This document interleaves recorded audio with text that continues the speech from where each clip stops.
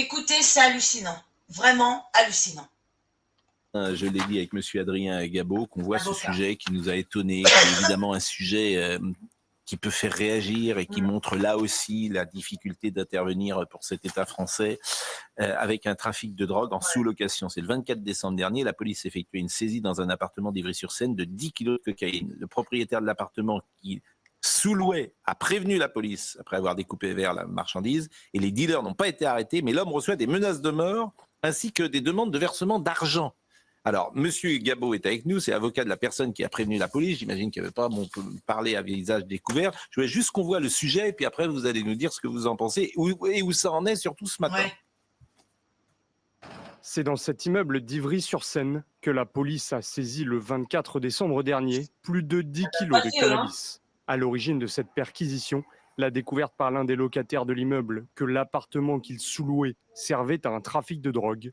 Il prévient la police, mais quelques heures après la saisie, il est la cible de menaces de mort de la part des dealers qui lui réclament 300 000 €. Il décide alors de porter plainte, accompagné de son avocat. Pendant qu'il était devant les enquêteurs à déposer plainte, il recevait encore des menaces de mort, avec un numéro de téléphone qui s'affichait.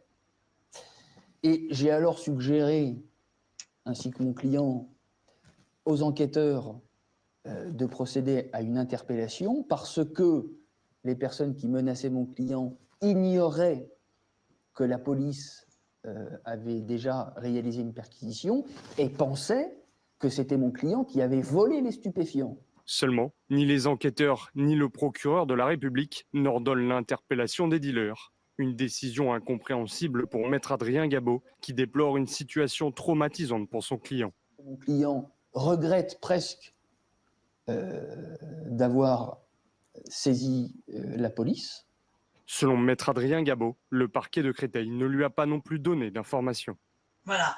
Donc, vous voyez, c'est le monde à l'envers. C'est les victimes aujourd'hui qui sont obligées de réagir. Parce que là, on voit réellement que la justice, elle n'est pas là. Alors, normalement, ils ont signé pour défendre les victimes. Voilà où ça en est, notre justice en France. Là, c'est vraiment flagrant quand on voit ça.